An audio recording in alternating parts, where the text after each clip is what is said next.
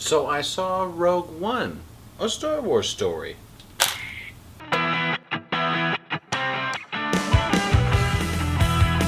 Hi everyone, I'm Brandon Prosek, and this is So I Saw a Show. That's right folks, we're taking a look at the first anthology spin-off Star Wars film called Rogue One. If you haven't seen the show before here, what I like to do is break down things based on the bads, the goods, maybe with a little bit of spoilers, and then give you my overall rating.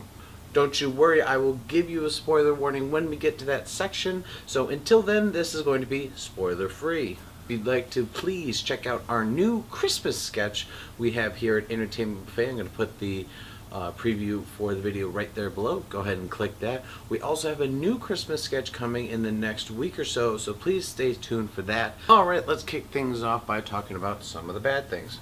First bad thing for this movie, about the first 20-30 minutes after the prologue it's a bit rough.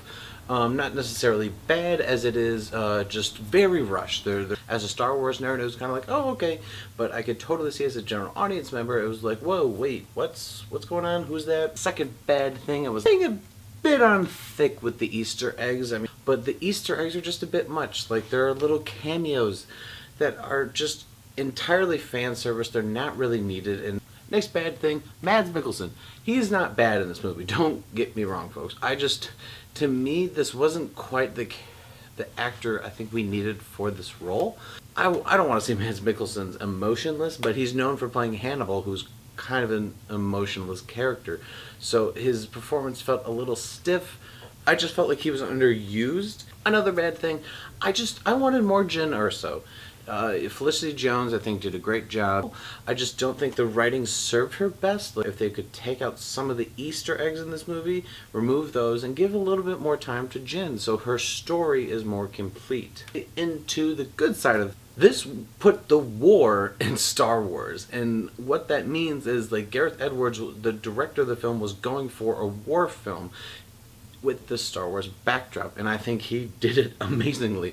The visuals during these action sequences, especially the last 30 minutes, how it was really grounded. The stakes were so high with both characters that we knew, characters that we didn't know, people being shot and killed. Like, it was just like, holy shit, things are getting real. This is like war. I liked pretty much most of the cast in this film. I apologize if I'm gonna butcher some of these names, but favorites in the film were Donnie Yen, Zhang Wen, Diego Luna, and Alan Tudyk, who did the voice of K2. And I love seeing that dirtier side of the Rebel Alliance. It's not just good versus bad. A giant great thing about this film is that the original Star Wars, which is my top 10 films of all time, one of the biggest flaws about that film was, why would they build the Death Star where there's one port that you could shoot down that'll blow up the entire base? Well, this movie explains it, and in a way that feels organic to the universe. Now I'm going to move into the spoilers section, so I'm going to put a spoilers banner down here. I'm going to remove it once I'm done with the spoilers, so if you don't want to hear me, just go ahead and mute this. I love the Vader scenes. One of them kind of had a bit of a cheesy pun, but I'll take it.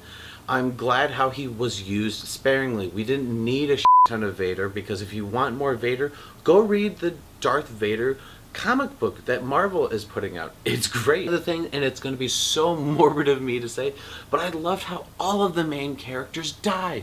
They all die, and it's so great because they sacrifice for the greater good. So great because what this does is this closes off this portion to any sequels. It's just a singular story. Spoilers section down. Before I give you my overall rating, I just want to reiterate that this film was a lot of fun. It has some flaws, but my biggest thing is I loved how it was a singular story. Be my overall rating. Well, to be honest, folks, 2016 has not been the best year for movies, but Rogue One was just so much fun. One of the few films that I want to go see it in theaters again. So I'm going to give Rogue One, a Star Wars story, tremendous, and I'm going to buy it the day it comes out on DVD, because this was a ton of fun, guys. It's not perfect by any means. I'm not saying it's the best Star Wars movie ever made, but believe the hype when people say that it's one of the top few. What did you guys think of Rogue One? Please comment below, let's discuss. If you could do big huge favor for me and hit that red button below. Subscribe to the Entertainment Buffet channel. Like I said, we have a new Christmas sketch that just came out a few days ago called Christmas Present. Check that out. We also have a new sketch that was co-written by myself and Jerry Gonzalez, and he also helped me in the directing of it, called Christmas Party, that is going to be coming out in the next week or so. So please stay tuned for that. Till then, Merry Christmas, guys, and may the Force be with you.